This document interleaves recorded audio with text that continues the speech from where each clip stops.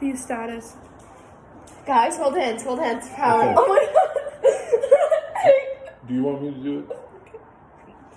Oh no, shouldn't Alara do it for power? Susan. Yeah, Phil. Power. Mama, you just Mama, I can't see it! Oh my god! Yeah!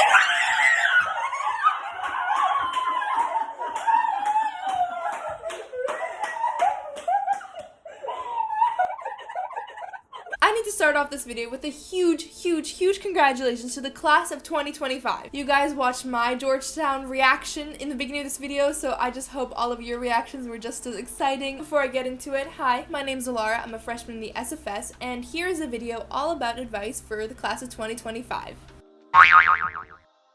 As a freshman who hasn't had the most normal freshman year, I thought that this video could be a nice advice from a rising sophomore to all you rising freshmen out there. We're gonna start off this video with more specific hacks for your freshman year to philosophies that I learned during the course of this year. Number 1, GroupMes. So, you got in, you joined the Facebook group, you joined the GroupMe, you joined the 2025 class Instagram. I remember when I first joined these groups, people were very active on it, of course. You were trying to meet friends, you're really excited, you want to find a roommate, and so people just bombard those groups.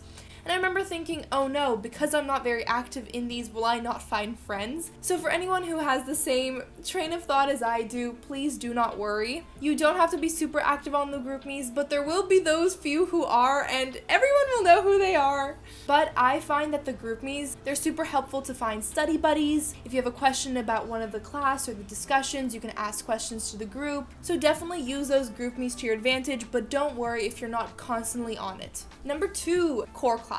So Georgetown does have its infamous core, and I actually really appreciate it because I like when people tell me what courses to take. It helps me build some structure around my own schedule. What a lot of senior years told me, and now I am passing this wisdom on to you guys, is to take your core classes in the beginning, and then that leaves a lot of these open spaces in your junior, senior years to take these small discussions, seminars that are more personal to you. And I also went into core classes thinking they're going to be these 300 people groups and I'm not going to be able to talk to the professor, but that's not the case at all. For example, since Georgetown is a Jesuit school, we have to all take Problem of God. It's this first year Intro to Religion type course. And within that course, a lot of professors get to take this course in different directions. The class I'm taking this year is called Divine Goddesses, and we literally get to research these goddesses in Christianity, Hinduism, Greek mythology. So I took this Georgetown core class, put in this gender studies attribute to it, and it became one of my favorite courses that I've taken so far. So I really recommend doing core courses in the beginning, but adding your own interest and twist to it. Number 3, follow clubs on Instagram.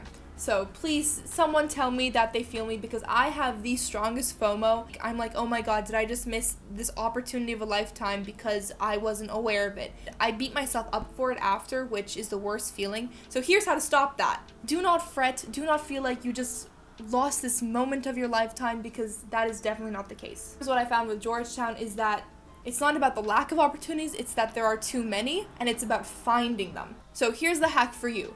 If you go into the Georgetown University Instagram account and see what accounts they're following, you'll see a lot of these Georgetown clubs on there. Use these Instagram accounts like updates for yourself. See where the application deadline's going. See what it is like to be in the club, what activities they do. And then what I did was, once those applications came out for the clubs, I could use information I found on Instagram to talk about in my own application. Number 4, I never realized how many seminars Georgetown would have. Basically, each week, especially in the SFS, we get this rundown of all the Zoom discussions happening in this week. They can be anything from archaeology in the Middle East to what's happening with the Suez Canal right now. To hear these discussions from people who've dedicated their lives to researching them, that's something you're not going to get again. So if you do have a lot of homework that night, or if you just want to hang out with friends, I think that it is worth it to actually put homework on pause to go to this discussion that you've never even heard about and learn something new.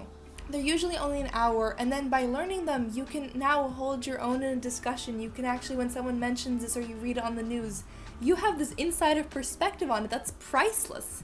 Number 5, go to office hours. So every single advice video I watch, maybe you guys have too, always said, go to office hours. And I'm like, oh my god, but if I don't have a question, aren't I just wasting the professor's time? I don't want to do that. What really helped me was a mentality shift. Like, if I were a professor, I don't want people to talk to me about things I'm teaching them. So I think I just go in with that attitude and say, you're not wasting the professor's time. They welcome these discussions. Just believe them when they tell you that they want you to ask them questions. But I do think you can pick and choose. For example, I'm in an econ class with 300 other students, and if I'm going in for office hours and there are other students, maybe this isn't a time to just drop in and talk about life. So you definitely get a feel for the professor. That should tell you well enough how you should approach their office hours. You can ask anything from the course material to a current project you're on to just about their life or sharing a story from yours. I think anything is possible in office hours. Number 6, make time for friends. As an avid procrastinator, it's easy to put off things like when a friend asks you to hang out, or in the case when a friend asks you to Zoom and you're like, oh, I just have so much homework. Make time for the people you love. By making time for people, you get a lot more memorable experience rather than, oh, look, I stayed up 2 hours to do this project. That's not what you're going to remember 4 years later. It's those moments with friends that you're going to remember. Number 7, RateMyProfessor is your best friend. On that syllabus, you're going to see that there are 7 different textbooks that you have to buy, each $200. So please, before you do anything, go to RateMyProfessor and see what other people have written about the course. RateMyProfessor just basically gives you an overview of other students and their learning styles and how well that match with the professor. So if you have a professor who doesn't like discussions, who just goes based on lectures, and you don't like that, choose wisely. Number 8, study smarter, not harder. One of our favorite cliche quotes here in this university, but I really wish I had realized how true this was earlier before I was just drowning in work, because I didn't need to be drowning in work if I had just kind of listened to this advice. Study smarter, not harder is all about time management and about finding things that work for you. Doesn't mean it has to work for everyone, it just has to work for you. For example, I always saw people waking up at 5 a.m. and thought that I had to do that too if I wanted to live my most productive day. This semester, I did try waking up at 5 a.m. and I did try going on a run and starting my homework at 7 a.m. and it just doesn't work because I'm half asleep, because I'm so grumpy and groggy. Groggy. Doesn't matter if I study for hours because I'm not going to be retaining anything. Another thing about the study smarter, not harder mentality is note-taking. We all know those beautiful Instagram accounts with those color-coordinated notes, and I wish I could write notes like that. But especially when I'm taking notes during a discussion, trying to make it aesthetic also makes me lose time and not pay attention. So my notes look like this. It's ugly, and I'm embarrassed to even show you this. But I found that literally scribbling is the best way for me to actually learn information, because then I can go back after class and I can rewrite the most important parts of the lecture. I suggest to all of you, just because having prettier notes or waking up super early seems like a universal productivity measure, doesn't mean it is, doesn't mean it's going to work for you. So you really just have to feel these methods for yourself. Number 9, take creative liberties. When we're given a project in high school, it's very by the book. Here's an exact list of things I'm asking for you for this essay. If you don't do it, you get a worse mark.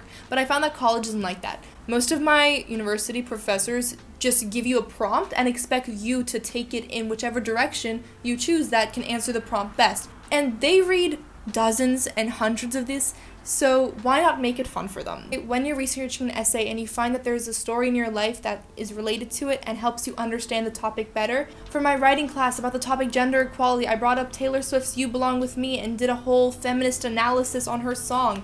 It's okay to talk about it in your essay, and could make the essay way more engaging for the person who's reading it as well. Number 10, a philosophy I've learned this year is that you can do things alone, and that's okay.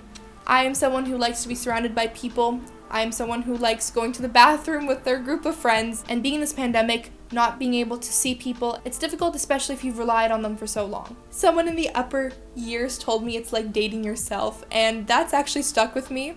Date yourself. Take yourself out on these study dates. Go to these Georgetown guest lectures by yourself. By going into these new environments without your people to rely on, it's actually an amazing way to step out of your comfort zone and meet people across the board. Not just in your close-knit friend group, but actually finding people from different events and different environments that also align with your passions. Number 11, something I learned this year, which has been hard to learn, is that disappointment is real. Your friends, your teachers, yourself, they will disappoint you. Best thing I'm trying to figure out is how to bounce back from it. A lot of people can come into Georgetown with this very tight 4-year plan that they've made for themselves. Inevitably, this 4-year plan will not work out the way you want it to work out. a little personal anecdote here, but before Georgetown even started, there were these orientation programs, and I applied and I didn't get in.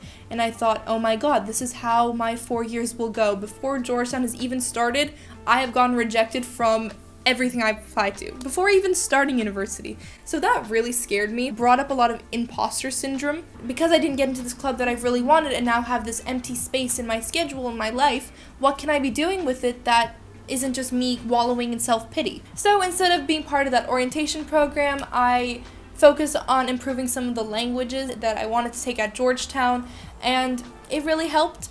Of course, do I wish I could have been part of that orientation program? Yes. But was it the end of the world? No. These disappointments will happen, but the important thing is to acknowledge it, and then the next time, hopefully it doesn't happen, and if it does, there is that next time.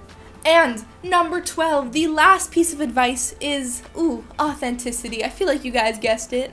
How to be more authentic. Stepping away from the mindset of comparing yourself, so not asking people, what club did you join? How could this person have gotten into this club but I didn't? It's really about dismantling that mindset and just being happy for people who are doing these amazing things. My definition of authenticity was about not always presenting this perfect front to everyone that your life is together, but being okay with sharing that you haven't showered in 3 days and that you have a project due tonight that you haven't even started. Because people can relate to that, because people are going through the exact same thing. No one is this invincible, perfect 4.8 GPA student, and so as soon as you realize that disappointment is real, you are who you are, and others can accept it or not. It's just a way for you to have a much more satisfying university life. In conclusion, I hope this video helped dispel some myths about Georgetown, also helped you feel more prepared before coming here. Another huge congratulations to the class of 2025. We can't wait to welcome you on campus. Bye.